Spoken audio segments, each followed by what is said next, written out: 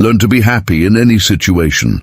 10 Stoic lessons. The question that will change your life. Imagine for a moment that you wake up tomorrow and discover you've lost everything. Your job, your savings, maybe even important relationships. Most people would fall into utter despair, wouldn't they? But what if I told you there was a group of ancient philosophers who not only survived such situations, but found true happiness amidst the chaos? What if I revealed to you that these same techniques, developed over 2,000 years ago, are now used by Silicon Valley's most successful CEOs, elite athletes, and millions of people around the world who have discovered the secret to unshakable inner peace? You're about to discover something the modern self-help industry doesn't want you to know. Genuine happiness doesn't depend on external circumstances. It's a skill that can be developed, trained, and mastered regardless of what life throws your way. And the most impressive thing, the men who discovered this secret lived in a time without technology, without modern comforts, facing wars, plagues, exiles, and persecutions. Yet they were happier and more fulfilled than most of us today, surrounded by every imaginable comfort.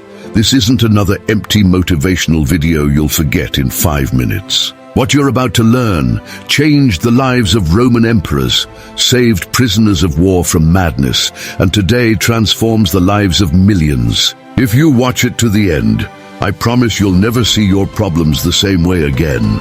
But before we continue, I need to make an important warning. If you're comfortable with your life of complaining and victimhood, if you prefer to blame the world for your problems rather than take control, then this video is not for you. Because what I'm about to share requires courage. Courage to look in the mirror and take full responsibility for your happiness.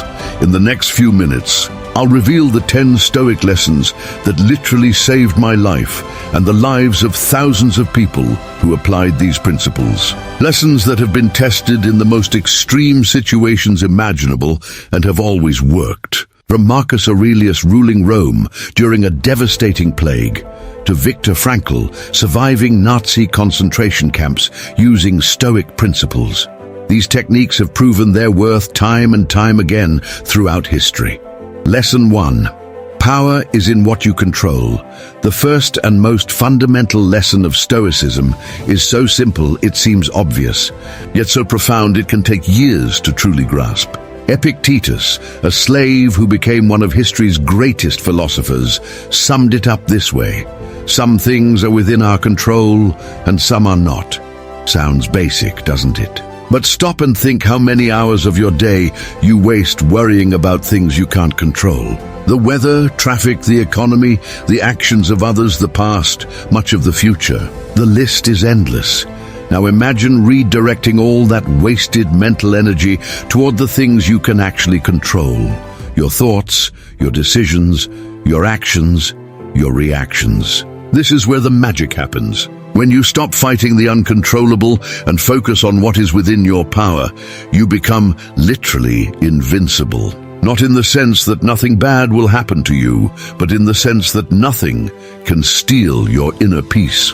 Let me tell you a story that perfectly illustrates this principle. James Stockdale was a U.S. Navy pilot when he was shot down over Vietnam in 1965. He spent the next 7 years as a prisoner of war, regularly tortured, living in inhumane conditions. Do you know what kept him sane? The Stoic principles of Epictetus. Stockdale couldn't control his external situation, but he could control how he reacted to it. He couldn't prevent the torture, but he could choose not to betray his comrades. He couldn't physically escape, but he could keep his mind free. This principle applies directly to your life now. That impossible boss? You can't control it, but you can control the quality of your work and your attitude. That relationship that ended? You can't control the other person's feelings, but you can control how you process the experience and grow from it. The unstable economy? You can't control it, but you can control your spending, your skills, and your preparedness for different scenarios. The practical exercise I want you to do today is simple but transformative.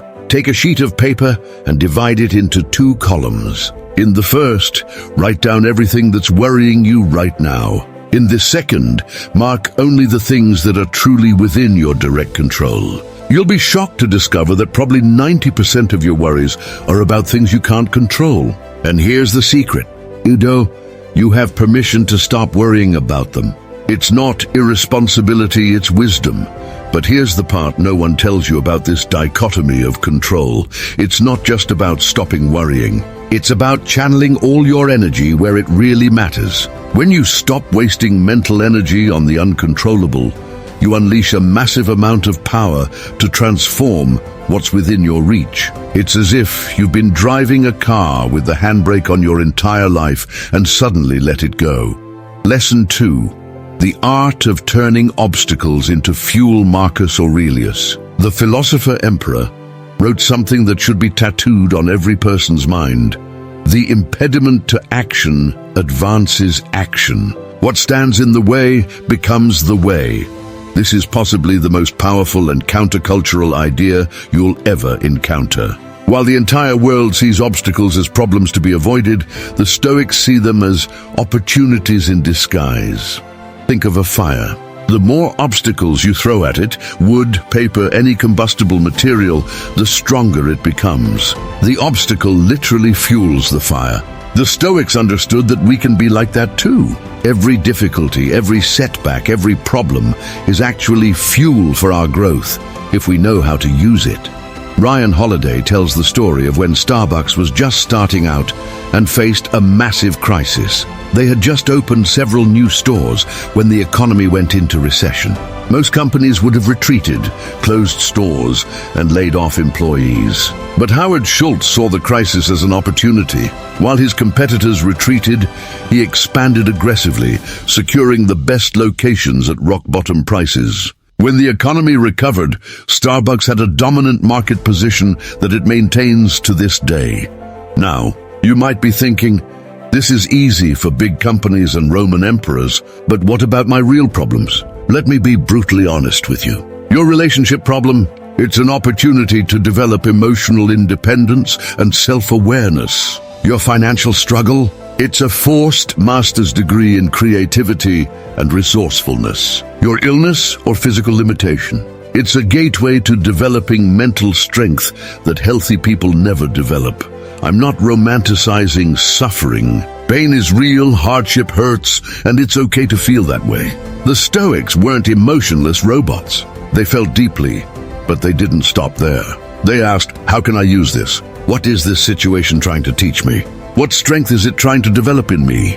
There's a specific technique the Stoics used called premeditatio malorum, the premeditation of evil. It sounds morbid, but it's genius. You visualize the worst things that can happen, not to torture yourself, but to mentally prepare yourself and realize that even the worst-case scenario is survivable and can be transformed into growth. When you do this regularly, real problems seem small in comparison, and you already have a mental plan to deal with them. Thomas Edison lost his entire laboratory in a fire when he was 67. Decades of work, millions of dollars worth of equipment, all destroyed in one night. Do you know his reaction? He called his son and said, "Go get your mom and all her friends. They'll never see a fire like this again."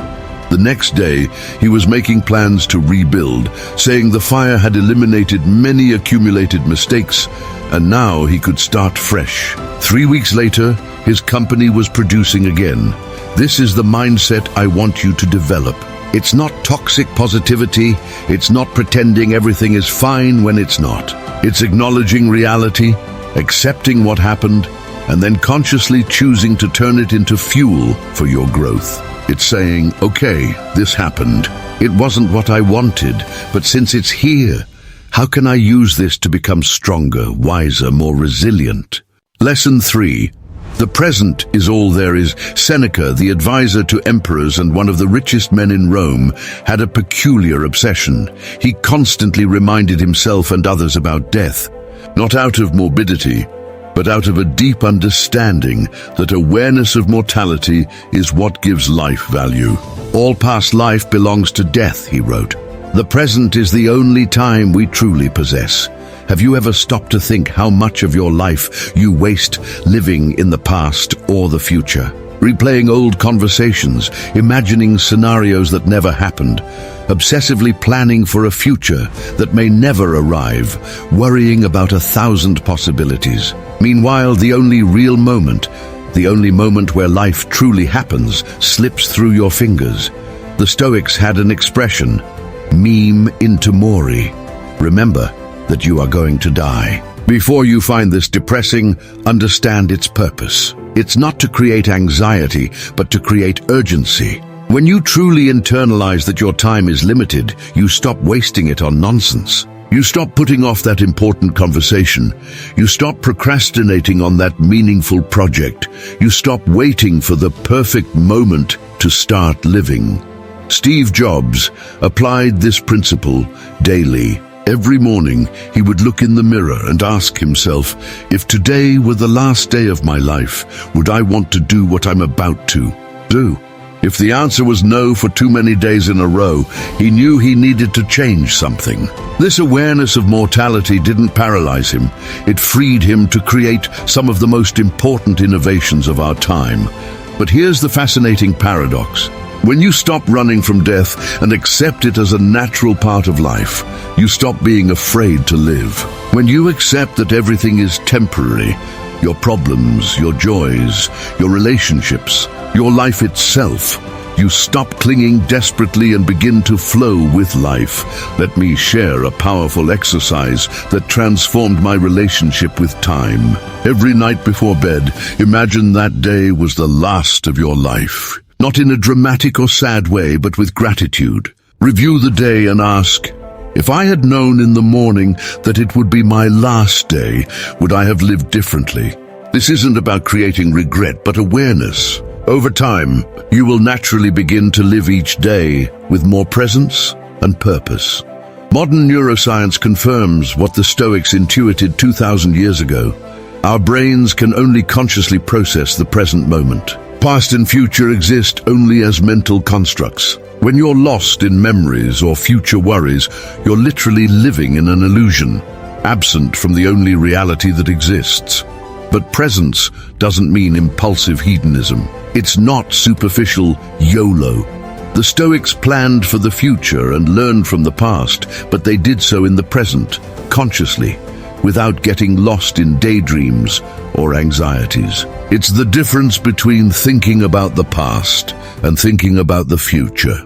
Future and living in the future, between learning from the past and being stuck in it. Marcus Aurelius, in the midst of ruling the world's largest empire, fighting wars on the borders and dealing with a plague that killed thousands, still found time for presence. His meditations are full of reminders to himself. Focus on the present. It's the only time that requires your attention. If a Roman emperor at war could do it, what's your excuse? Lesson 4. Amor Fati, love your fata. Nietzsche, deeply influenced by the Stoics, coined a phrase that perfectly captures this fourth lesson. Amor Fati, love of fate. It's not just accepting what happens, it's actively embracing it. Wanting it to happen exactly as it happened, because you understand that each event is a necessary thread in the fabric of your story. Imagine if you could go back in time and change any painful event in your life. That betrayal, that loss, that failure. Tempting, isn't it? But here's what you're not considering. Changing any past event would change who you are today. All your strength, your wisdom, your resilience came from these difficult experiences. You would be a completely different person, probably weaker without these trials. The Stoics took this to the extreme. When something bad happened, they didn't just accept it, they embraced it as if they had chosen it. Why? Because they understood a fundamental truth. Resisting what has already happened is insanity. It's fighting reality, and reality always wins. But when you embrace what happens, you instantly transform from enemy to ally. Let me tell you about Friedrich Nietzsche again, because his story perfectly illustrates Amor Fati. He suffered from debilitating headaches for most of his adult life, had mental breakdowns, was rejected romantically several times, and his books were ignored throughout his life. Any normal person would be bitter. But Nietzsche wrote, "My formula for greatness in a human being is Amor Fati, that one desire nothing different, neither forward nor backward, nor for all eternity. This isn't masochism or passive resignation. It's the recognition that life is an interconnected whole. You can't have the peaks without the valleys, the victories without the defeats, the growth without the pain. When you truly understand this, you stop dividing life into good and bad and begin to see everything as necessary. Think of a movie you love. It has moments of tension, conflict, maybe even tragedy. Would you want to watch a version where only good things happen? It would be incredibly boring. Conflict is what creates the story, what develops the characters, what makes the resolution meaningful. Siva, your life is the same. Difficult moments are not interruptions in your story. They are the story. Here's a practical Amor Fati exercise. Take the worst event in your life, the one you'd most like to erase. Now force yourself to find 10 positive things that came directly or indirectly from that event. It could be strength gained, lessons learned, people met, directions taken. It will be difficult at first, but persist. When you can genuinely be grateful for that event, you'll understand Amor Fati. Beethoven became deaf. Imagine a deaf composer. But it was after losing his hearing that he composed his most revolutionary works, including the Ninth Symphony. He didn't compose despite his deafness, but because of it. This limitation forced him to hear music in a way no one had ever heard before, purely in his imagination, without the limitations of physical sound. Lesson 5. Discipline is freedom. Here's a truth modern society doesn't want you to know. True freedom doesn't come from doing what you want, when you want. It comes from discipline. Sound contradictory? The Stoics understood 2,000 years ago what modern psychology is only just rediscovering. Without discipline, you are a slave to your impulses, addictions, and momentary emotions. Jocko Willink, a former Navy SEAL and practitioner of Stoic principles, popularized the phrase, discipline equals freedom.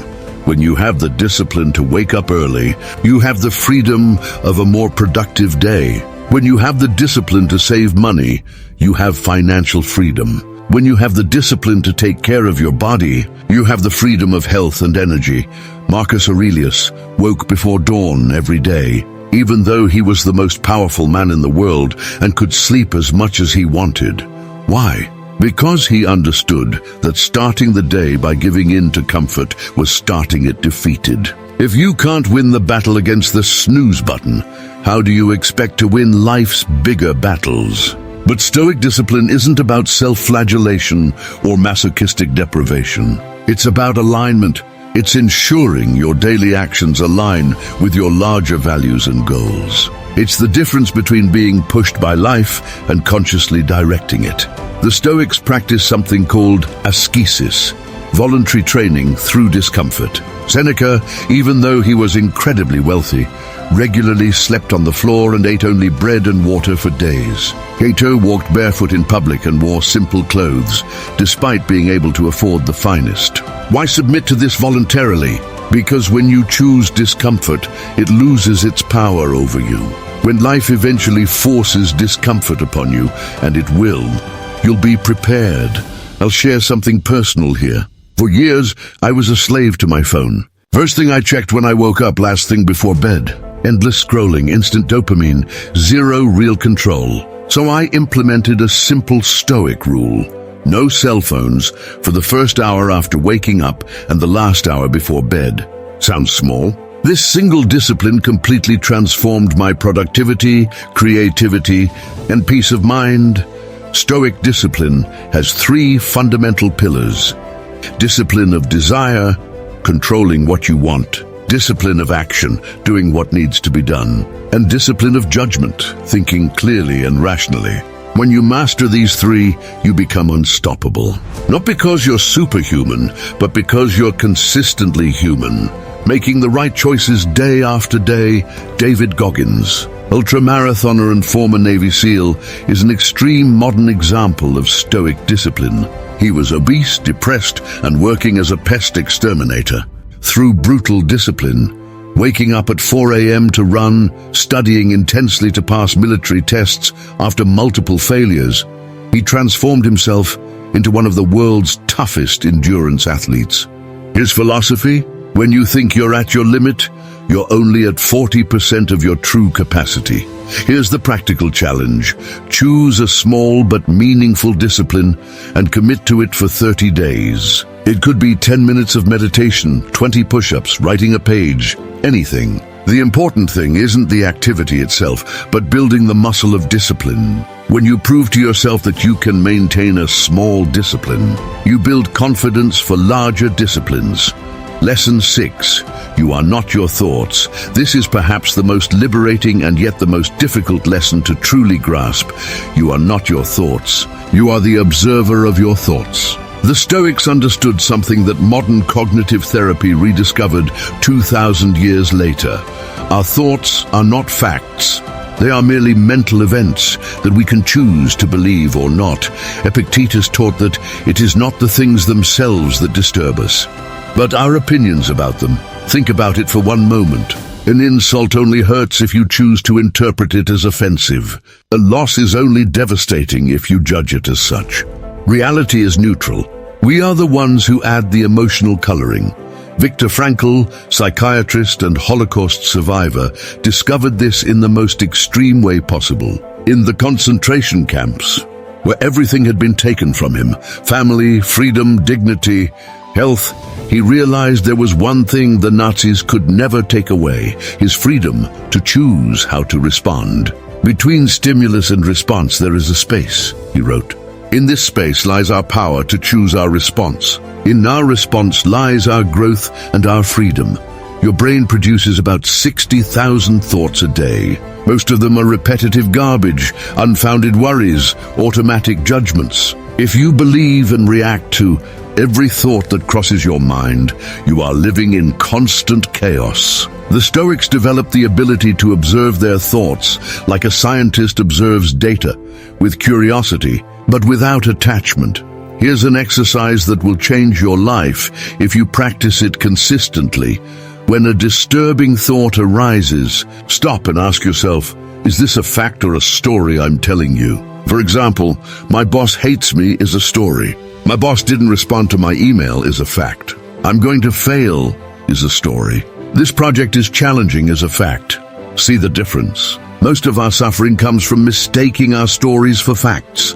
The Stoics called this prosos, continuous attention to one's thoughts. It's not suppressing negative thoughts or faking positivity. It's recognizing thoughts for what they are, just thoughts, and consciously choosing which ones deserve your energy and belief. Modern neuroscience has confirmed what the Stoics intuited. Our brains have an evolutionary negativity bias. They're programmed to focus on the negative, the dangerous, and what could go wrong. This was useful when we lived on the savannah and a mistake meant being eaten by a lion. Today, this same mechanism makes us catastrophize criticism at work as if it were life-threatening. But here's the good news. You can retrain your brain. Every time you question an automatic negative thought, every time you choose a more helpful interpretation, you are literally rewiring your neural pathways. With consistent practice, what was once conscious effort becomes your new automatic programming. Lesson 7. Virtue is the only real wealth in a society obsessed with material success, status and appearances. The Stoics make a radical statement. The only thing that truly matters is character. You can lose everything: money, health, family, reputation, but if you maintain your integrity, you are still rich. Conversely, you can gain the whole world, but if you lose your character in the process, you are truly poor.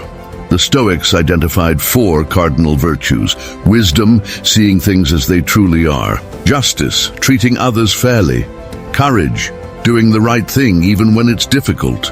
And temperance, self-control and moderation. Everything good in life flows from these four qualities. Every problem ultimately stems from the lack of one of them.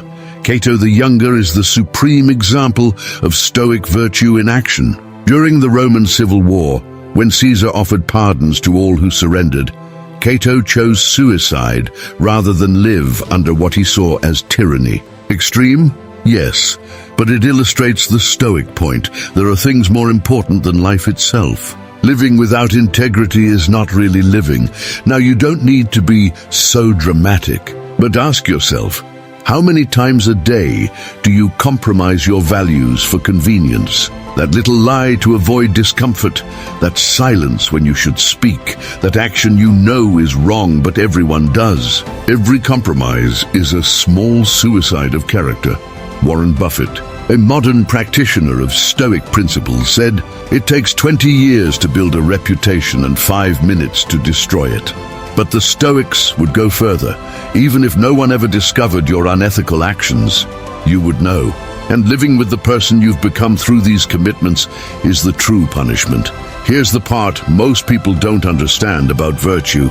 It is its own reward. When you act with integrity, you sleep soundly. When you treat others fairly, you build genuine relationships. When you demonstrate courage, you develop unshakable self-confidence. When you practice temperance, you gain mastery over yourself. Stoic virtue isn't about being perfect or holy. It's about consistently striving to be better today than you were yesterday. Marcus Aurelius, in his private meditations, constantly berates himself for character flaws. The most powerful man in the world, admitting his weaknesses to himself, working daily on his character. If he needed this constant work, what about us? Lesson 8. Loneliness is strength, not weakness in an age of constant connection, where the fear of being alone, FOMO, dominates our lives. The Stoics offer a revolutionary perspective. Solitude is not only tolerable, it is essential for the development of character and wisdom. Seneca wrote, "All discomfort with solitude arises from disliking one's own company." Think about it. If you can't be alone with your thoughts, if you constantly need external distraction, be it endless scrolling, Netflix, or idle conversations, what does that say about your inner world? The Stoics saw the inability to be alone as a sign of spiritual poverty. But Stoic solitude isn't misanthropic isolation. It's about being emotionally self-sufficient. It's about being able to enjoy company, but not needing it for validation or happiness. It's the difference between choosing to be with people and desperately needing their presence to escape yourself. Marcus Aurelius, even when constantly surrounded by courtiers, generals and administrators, actively sought moments of solitude. It was in these moments that he wrote his Meditations, the private reflections that would become one of the most influential texts in Western philosophy. Without solitude, without this honest internal dialogue, he would have been just another emperor forgotten by history.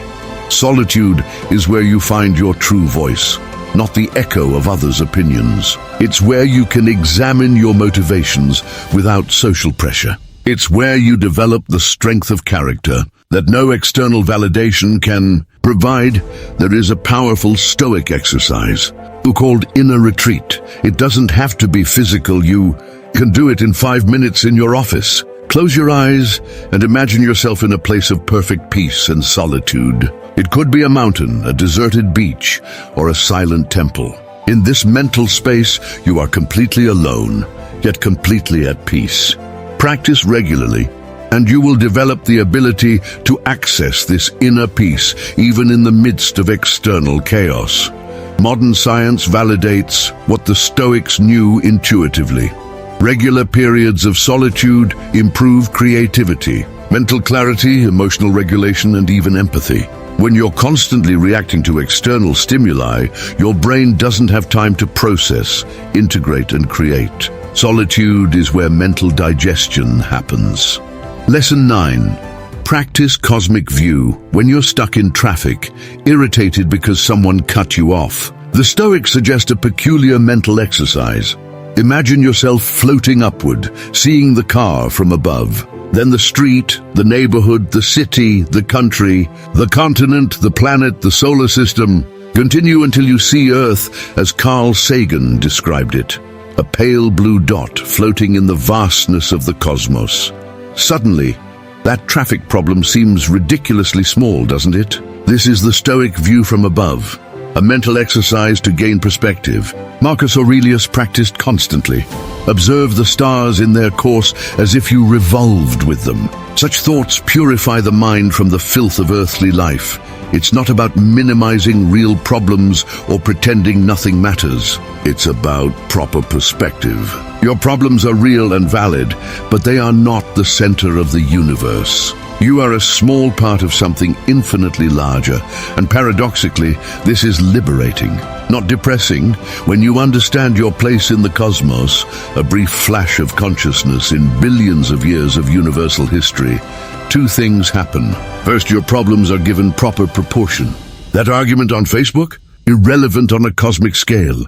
That lost promotion? An imperceptible blip in time. Second, and more importantly, you realize the absurd miracle of being alive and conscious. The chances of you existing are so astronomically small that the fact that you are here, now reading this, is the most improbable and precious event imaginable.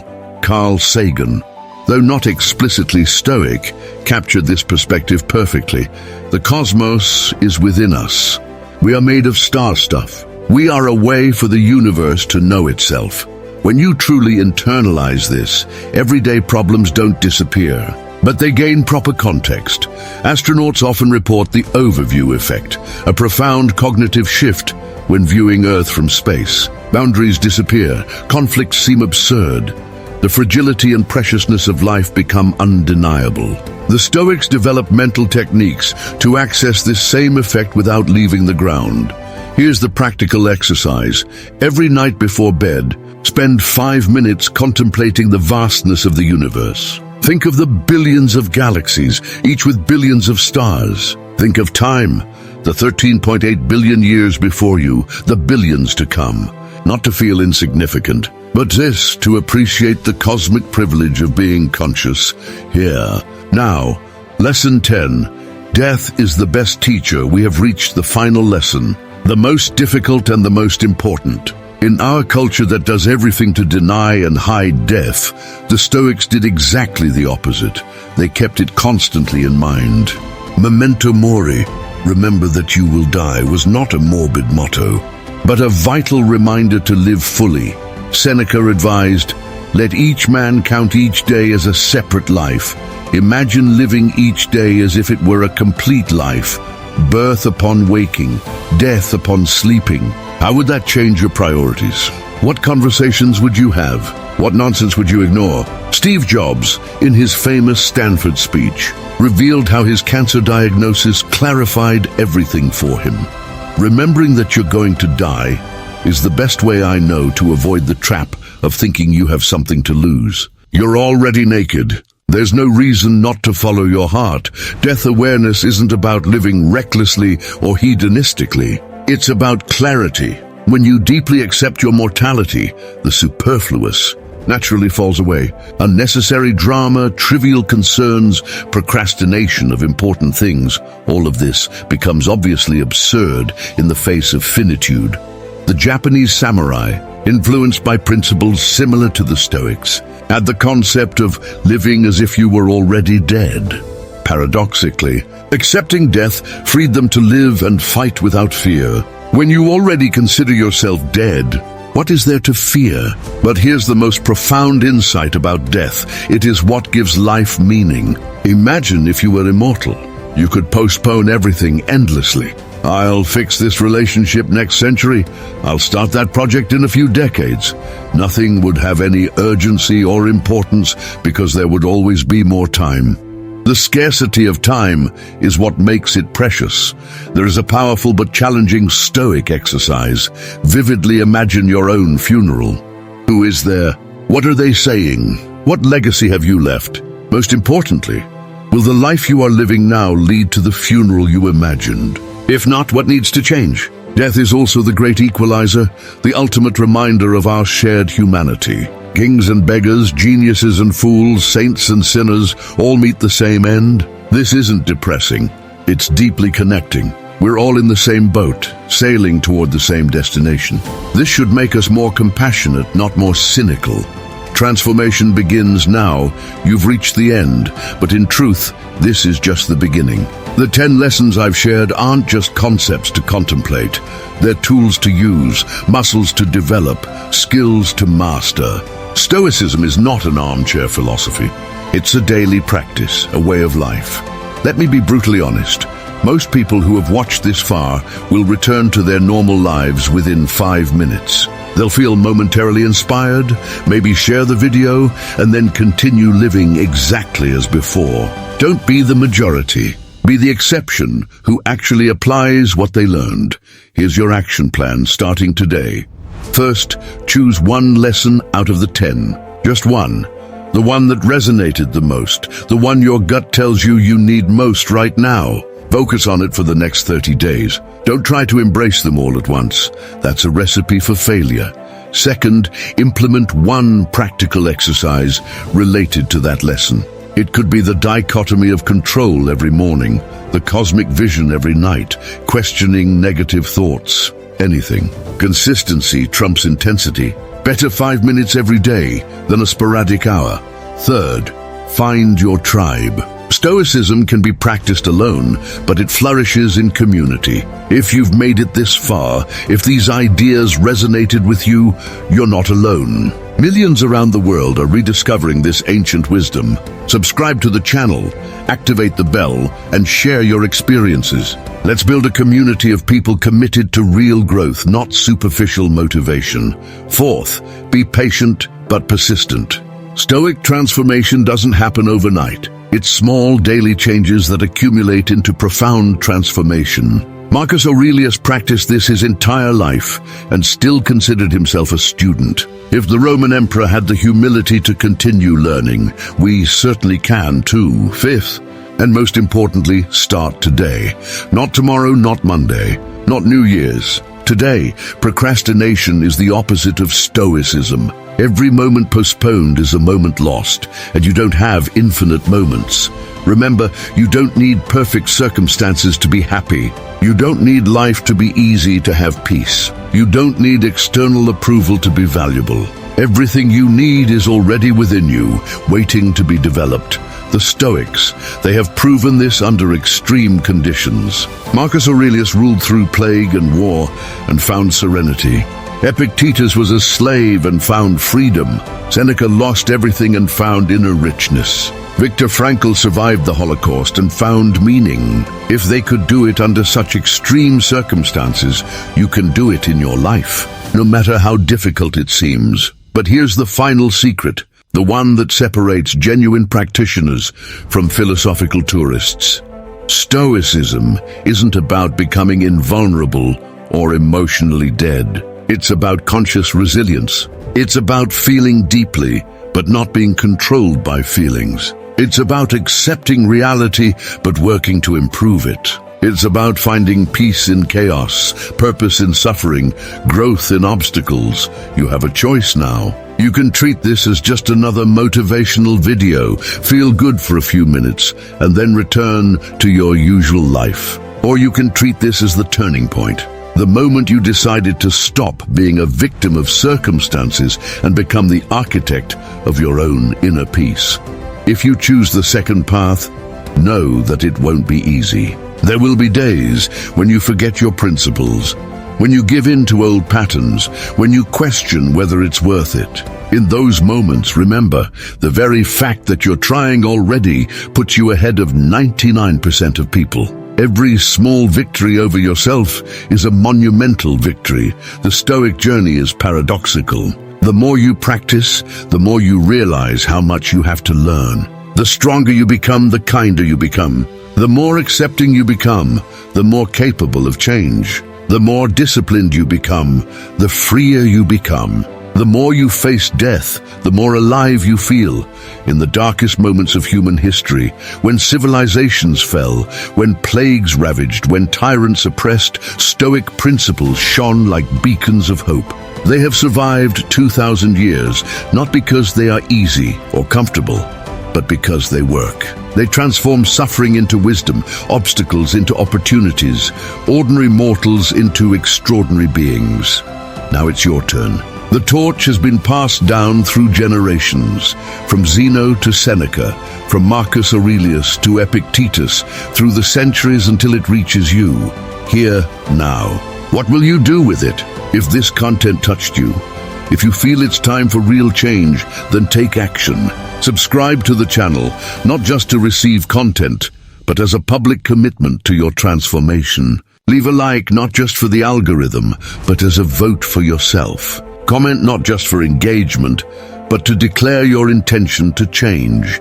Share this video with someone who needs to hear this message. You can be the catalyst for someone else's transformation. Imagine the ripple effect. You change, inspire another who inspires another. Together, we can create a silent revolution of people choosing wisdom over ignorance, courage over comfort, virtue over convenience, but above all, remember this: the happiness you seek is not in some distant future when conditions are perfect. It is available right now, this very moment, regardless of your circumstances. The Stoics proved this time and time again. Now it's your turn to prove it to yourself. The question isn't whether you can be happy in any situation. The Stoics have already proven it's possible. The question is, will you have the courage to apply these principles and find out for yourself? The clock is ticking. Memento mori.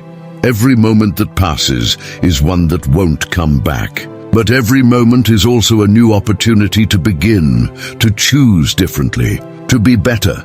You've watched this far because something inside you knows there's more to life than the constant dissatisfaction our society normalizes. That something is right. There is more, much more. And it begins the moment you decide to stop waiting for life to get better and start improving your response to life.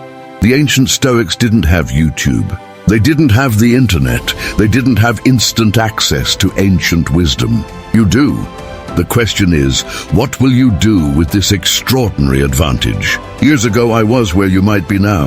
Frustrated, anxious, feeling like life was happening to me instead of for me. Stoicism didn't just change my perspective, it changed my reality. Not because external circumstances changed dramatically, but because I changed. And when you change, the world changes with you. This isn't the end. It's the beginning of the most resilient, wise, and genuinely happy person you can become. The principles are clear. The examples are inspiring. The tools are available. The only thing missing is your decision. So which will it be? Victim or victor? Reactive or proactive? Slave to circumstances or master of your inner destiny? The choice has always been yours. The Stoics merely showed the way. Now it's time to walk it. Welcome to your new life. Welcome to practical Stoicism. Welcome, moving toward true freedom. The transformation begins now.